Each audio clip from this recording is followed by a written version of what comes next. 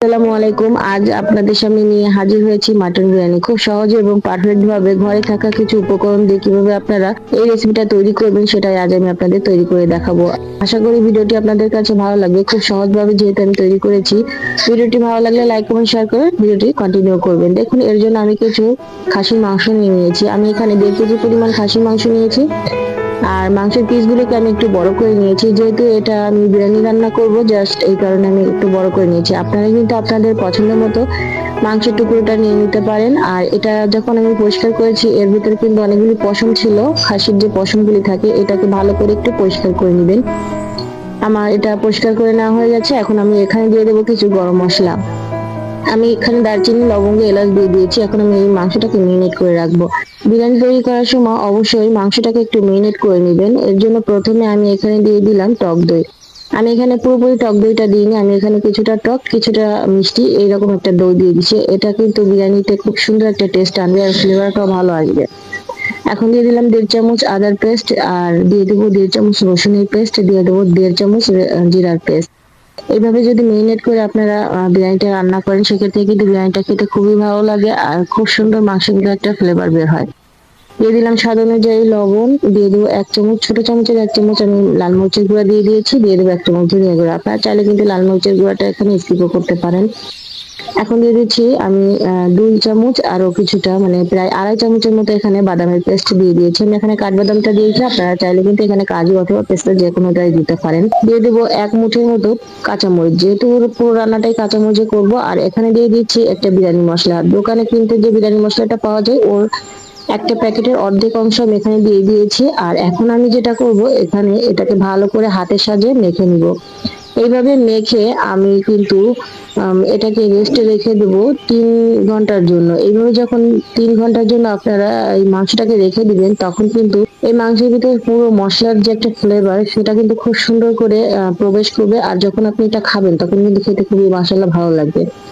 এখন একটা র্যাপিং পেপারের সাহায্যে আমি এটাকে মুখটা সিল করে নিচ্ছি। আর এটাকে আমি নর্মাল ফ্রিজে যে চেম্বারটা আছে, ওখানে কিন্তু আমি এখানে 3 ঘন্টার মতো রেখে দিব।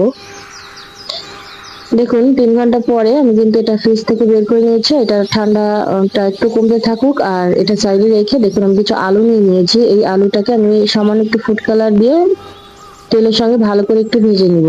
একটু লাল লাল করে ভেজে নিলে খেতেও ভালো লাগবে, দেখতেও ভালো লাগবে। একটা সাইডে দেখুন, আমি একটা পাত্রে তেল দিয়ে দিয়েছি। এখানে আমি 1 কাপ তেল দিয়ে দিয়েছি। হাফ কাপের একটু বেশি পেঁয়াজ কুচি দিয়ে দিয়েছি। প্রথম পর্যায়ে যখন আমি মাংসটা মেরিনেট করেছি, তখন কিন্তু পেঁয়াজ দিইনি। এখন পেঁয়াজটা যখন এইভাবে একটু ব্রেস্তা হয়ে যাবে, ঠিক তখন এই পর্যায়ে আমি দিয়ে দেবো আগে থেকে মেরিনেট করে রাখা মাংসগুলি। মাংসগুলি দিয়ে তেল এবং পেঁয়াজ ব্রেস্তার সঙ্গে খুব ভালো করে নেড়েচেড়ে মিশিয়ে নিব। ভালো করে নেড়েচেড়ে মিশিয়ে নেওয়া হয়ে গেলে আমি এখানে ঢাকনা দিয়ে ঢেকে রাখবো 5 মিনিটের জন্য। 5 মিনিট পরে দেখুন, এই যে এখান থেকে কিন্তু পানি ছাড়তে শুরু করে দিয়েছে। মাংস থেকে কিন্তু আরো অনেকটা পানি ছাড়বে। এর জন্য আমি ঢাকনা দিয়ে আরো 5 মিনিট এটাকে মিডিয়াম হিটে রান্না করব। এই পর্যায়ে চুলাটা কিন্তু মিডিয়াম হিটে আছে। দেখুন, 5 মিনিট পরে আবারও ফিরে এসেছি। এই যে অনেকটা পরিমাণে পানি ছেড়ে দিয়েছে। আর এই যে যে পানিটা ছেড়েছে, এই পুরো পানিটা দিয়ে কিন্তু আমি মাংস এবং যে আলুটাকে ভেজে রেখেছিলাম, ওই আলুটা এখানে দিয়ে আলু মাংস এই পানিটা দিয়ে আমি সেদ্ধ করব। মাংস যখন রান্না করবেন, বিরিয়ানির মাংস, তখন কিন্তু আপনারা মাংসে কখনোই পানি ব্যবহার করবেন না। যে পানিটা এখানে বের হবে, ওই পানিটা দিয়ে পুরোটা রান্না কমপ্লিট করার চেষ্টা করবেন। দেখুন, আমার কিন্তু এখানে পুরো মাংস এবং আলুটা ওই পানি দিয়ে সেদ্ধ করা হয়ে গেছে। যে পানিটা মাংস থেকে বের হয়েছিল, ঠিক সেই পানিটা দিয়ে আমি পুরোটা রান্না কমপ্লিট করে নিয়েছি। আপনাদের যদি পুরোটা রান্না কমপ্লিট না হয়, সেক্ষেত্রে সামান্য কিছুটা গরম পানি দিয়ে মাংসের রান্নাটা আপনারা কিন্তু কমপ্লিট করে নিতে পারেন। এখন এই মাংস এবং আলুটা আমি তেল থেকে উঠিয়ে নিয়েছি। আর এই যে তেল যে মশলাটা আছে, এই তেল আর এই মশলাটার ভেতরে আমি 1 কেজি পরিমাণ চিনি গুঁড়া চাল এখানে ভিজিয়ে রেখেছি, মানে ধুয়ে পরিষ্কার করে রেখেছিলাম, সেটা আমি এখানে দিয়ে দিচ্ছি। মাংস, মশলা এবং তেলের সঙ্গে চালটা ভাজলে খুব সুন্দর একটা ফ্লেভার আসবে। এটা খেতেও কিন্তু ভালো লাগবে। এতটা সুন্দর একটা ফ্লেভারফুল বিরিয়ানি খেতে কিন্তু কার না ভালো লাগে বলুন। এখন এই যে চালটাকে আমি 4 থেকে 5 মিনিটের মতো খুব সুন্দর করে এই মশলা এবং তেলের সঙ্গে ভেজে নিব। 4 থেকে 5 মিনিটের মধ্যে ভাজলে কিন্তু এটা হয়ে যাবে। এই পর্যায়ে যারা যারা আমার ভিডিওটি দেখছেন অবশ্যই একটি লাইক করে দিবেন। আপনারা অনেকে আছেন লাইক করতে ভুলে যান, প্লিজ আমি মনে করে দিলাম এখন একটি লাইক করে দিবেন।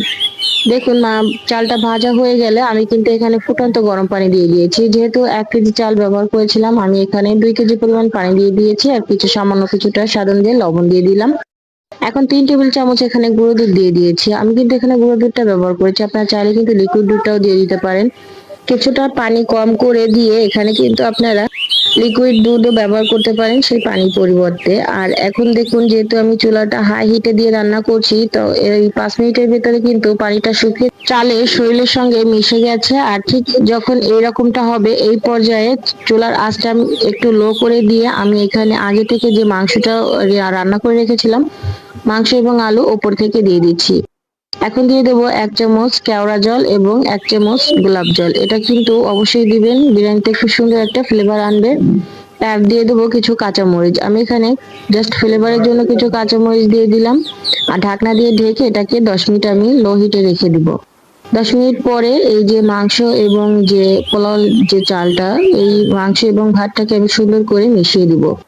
অবশ্যই এই পর্যায়ে একটু মিশিয়ে দিবেন, এর থেকে বেশি যখন ড্রাই হয়ে যাবে তখন কিন্তু মেশালে মাংসটা ভালো করে মিশবে না। এই পর্যায়ে আমি সুন্দর করে মাংস এবং পোলাওটাকে ভালো করে মিশিয়ে দিলাম, মিশিয়ে ঢাকনা দিয়ে ঢেকে 20 মিনিটের মতো লো হিটে রান্না করব। 20 মিনিট পরে দেখুন আমার বিরিয়ানিটা কিন্তু পুরোপুরি কমপ্লিট হয়ে গেছে। এখন আমি এখানে দিয়ে দেবো 2 টেবিল চামচ ঘি। শেষের পর্যায়ে অবশ্যই ঘিটা দিয়ে দিবেন, এতে করে খুব সুন্দর একটা ফ্লেভার বের হবে, খেতেও ভালো লাগবে। আর এই যে ঘিটা দিয়ে সুন্দর করে আমি বিরিয়ানিটা ভালো করে মিশিয়ে নিচ্ছি। আর এই পর্যায়ে আমার বিরিয়ানিটা কমপ্লিট হয়ে গেছে। আশা করি আপনাদের কাছে ভালো লাগবে। যদি ভালো লাগে অবশ্যই লাইক কমেন্ট শেয়ার করে আমার চ্যানেলটি সাবস্ক্রাইব করে রাখবেন। আর যারা নতুন তারা অবশ্যই সাবস্ক্রাইব করে ভিডিওটি দেখবেন। সবাই ভালো থাকবেন, সুস্থ থাকবেন। আসসালামু আলাইকুম।